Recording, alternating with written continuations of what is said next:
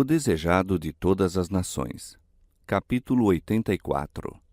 Paz seja convosco.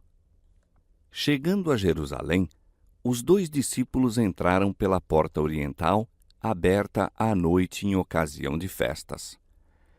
As casas estão escuras e silenciosas, mas os viajantes seguem seu caminho por entre as estreitas ruas, à luz da lua que vem surgindo. Vão ao cenáculo, onde Jesus passara as primeiras horas da última noite antes de sua morte. Ali sabem que hão de encontrar a seus irmãos. Tarde embora, sabem que os discípulos não dormirão enquanto não tiverem a certeza do que aconteceu ao corpo de seu Senhor. Encontram a porta da câmara fechada à trave por segurança. Batem pedindo entrada, mas nenhuma resposta. Tudo quieto. Dão então seu nome.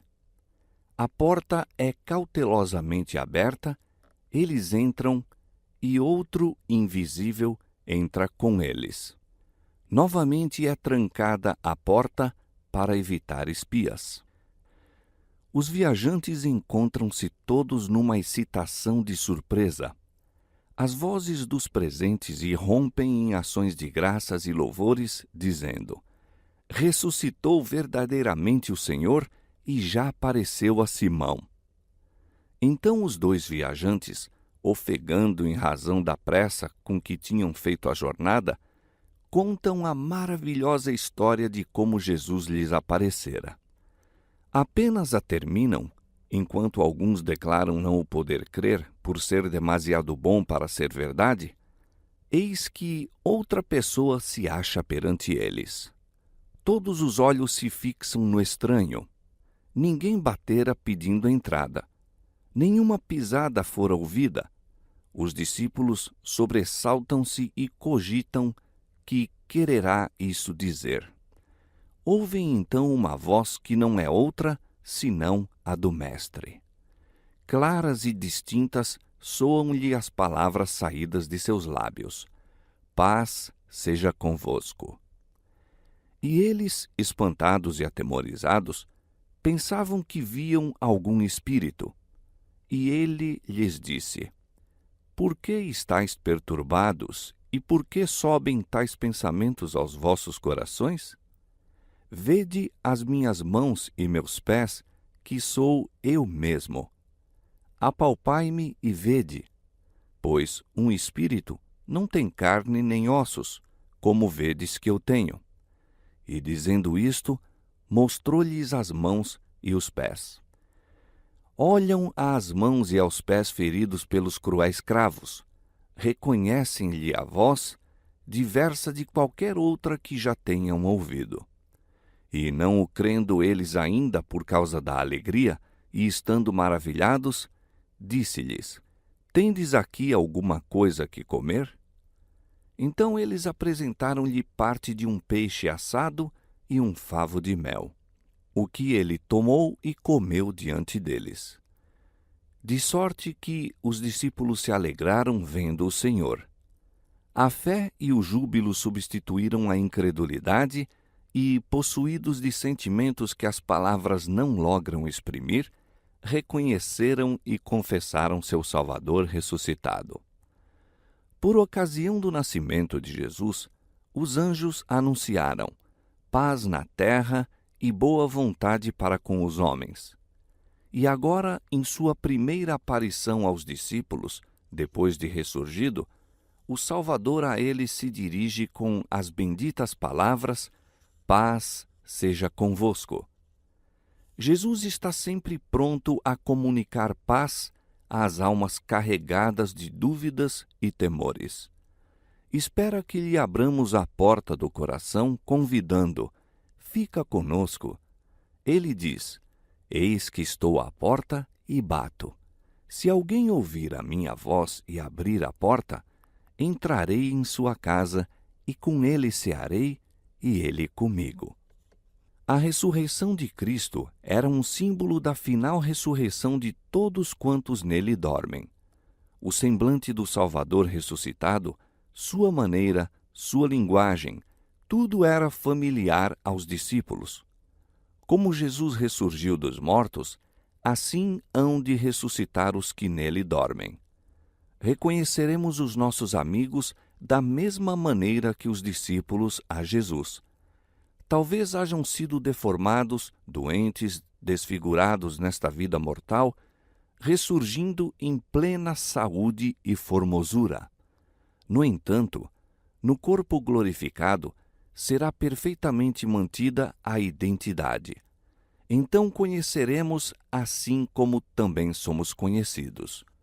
No rosto glorioso da luz que irradia da face de Cristo, reconheceremos os traços daqueles que amamos. Quando Jesus se encontrou com os discípulos, relembrou-lhes as palavras que lhes dissera antes de sua morte, de que se deviam cumprir todas as coisas que a seu respeito estavam escritas na lei de Moisés, nos profetas e nos salmos. Então abriu-lhes o entendimento para compreenderem as Escrituras, e disse-lhes: Assim está escrito, e assim convinha que o Cristo padecesse e ao terceiro dia ressuscitasse dos mortos, e em seu nome se pregasse o arrependimento e a remissão dos pecados em todas as nações, começando por Jerusalém. E destas coisas sois vós testemunhas. Os discípulos começaram a perceber a natureza e a extensão de sua obra. Deviam proclamar ao mundo as maravilhosas verdades que Cristo lhes confiara. Os acontecimentos de sua vida, morte e ressurreição, as profecias que indicavam esses acontecimentos, a santidade da lei divina, os mistérios do plano da salvação, o poder de Jesus para a remissão dos pecados, de todas essas coisas eram eles testemunhas e deviam dá-las a conhecer ao mundo. Deviam proclamar o evangelho de paz e salvação mediante o arrependimento e o poder do Salvador. E, havendo dito isto, assoprou sobre eles e disse-lhes: Recebei o Espírito Santo. Aqueles a quem perdoardes os pecados, lhes serão perdoados, e aqueles a quem retiverdes, lhes são retidos. O Espírito Santo não se manifestara ainda plenamente, pois Cristo ainda não fora glorificado. A mais abundante comunicação do Espírito não se verificou senão depois da ascensão de Cristo. Enquanto não houvesse sido recebido, os discípulos não podiam cumprir a missão de pregar o Evangelho ao mundo, mas o Espírito foi agora dado para um fim especial. Antes de os discípulos poderem cumprir seus deveres oficiais em relação com a Igreja, Cristo soprou sobre eles seu Espírito. Estava-lhes confiando um santíssimo legado e desejava impressioná-los com o fato de que, sem o Espírito Santo, não se podia realizar esta obra. O Espírito Santo é o sopro da vida espiritual na alma. A comunicação do Espírito é a transmissão da vida de Cristo. Reveste o que o recebe com os atributos de Cristo. Unicamente os que são assim ensinados por Deus, os que possuem a operação interior do Espírito e em cuja vida se manifesta a vida de Cristo, devem se colocar como homens representativos para servir em favor da Igreja. Aquele a quem perdoardes os pecados, disse-lhes Cristo, são perdoados, e aqueles a quem os retiverdes, lhes são retidos. Cristo não dá aqui permissão para qualquer homem julgar a outros. No Sermão do Monte, ele proíbe fazê-lo. É a prerrogativa de Deus. Sobre a Igreja em sua qualidade de corpo organizado, porém, ele coloca uma responsabilidade para com os membros individuais. A Igreja tem o dever, para com os que caem em pecado, de advertir, instruir e, se possível, restaurar. Que redarguas, reprendas, exortes, diz o Senhor, com toda a longanimidade e doutrina. Lidai fielmente com os que fazem mal. Adverti toda alma que se acha em perigo. Não deixeis que ninguém se engane a si mesmo. Chamai o pecado pelo seu verdadeiro nome. Declarai o que Deus disse em relação à mentira, à transgressão do sábado, ao roubo, à idolatria e a todos os outros males. Os que cometem tais coisas não herdarão o reino de Deus. Se eles persistirem no pecado, o juízo que haveis declarado segundo a palavra de Deus é sobre eles proferido no céu. Preferindo pecar, renunciam a Cristo. A Igreja deve mostrar que não sanciona seus atos, do contrário, ela própria desonra ao Senhor. Deve dizer a respeito do pecado o mesmo que declara o Senhor. Deve tratar com ele segundo as instruções divinas e sua ação é ratificada no céu. Aquele que desdenha a autoridade da Igreja despreza a do próprio Cristo. Há, porém, na questão, um aspecto mais feliz. Aqueles a quem perdoardes os pecados, lhes são perdoados. Seja, acima de tudo, conservado este pensamento. No trabalho em prol dos que se acham em erro, dirigi todo o olhar para Cristo. Tenham os pastores terno cuidado pelo rebanho do pasto do Senhor. Falem ao extraviado da perdoadora misericórdia do Salvador. Animem o pecador a arrepender-se e a crer naquele que pode perdoar. Declarem sobre a autoridade da palavra de Deus. Se confessarmos os nossos pecados, Ele é fiel e justo para nos perdoar os pecados e nos purificar de toda a injustiça. Todos quantos se arrependem têm a afirmação: tornará a apiedar-se de nós, subjugará as nossas iniquidades e lançará todos os nossos pecados nas profundezas do mar. Seja o arrependimento do pecador aceito pela Igreja com o coração agradecido. Conduza-se o arrependido da treva da incredulidade para a luz da fé e da justiça. Coloque-se sua trêmula mão na amorável mão de Jesus. Tal remissão é ratificada no céu. Unicamente nesse sentido tem a Igreja poder de absolver o pecador. A remissão dos pecados só pode ser obtida por meio dos méritos de Cristo. A nenhum homem, a nenhum corpo de homens é dado o poder de libertar da culpa a alma. Cristo encarrega seus discípulos de pregar a remissão dos pecados em seu nome entre todas as nações. Eles próprios, porém, não foram dotados do poder de tirar uma só mancha de pecado. O nome de Jesus é debaixo do céu o único que há dado entre os homens, pelo qual devamos ser salvos. Quando Jesus se encontrou pela primeira vez com os discípulos no cenáculo, Tomé não se achava com eles. Ouviu a narração dos outros e teve abundantes provas de que Jesus tinha ressuscitado, mas a tristeza e a incredulidade enchiam-lhe o coração.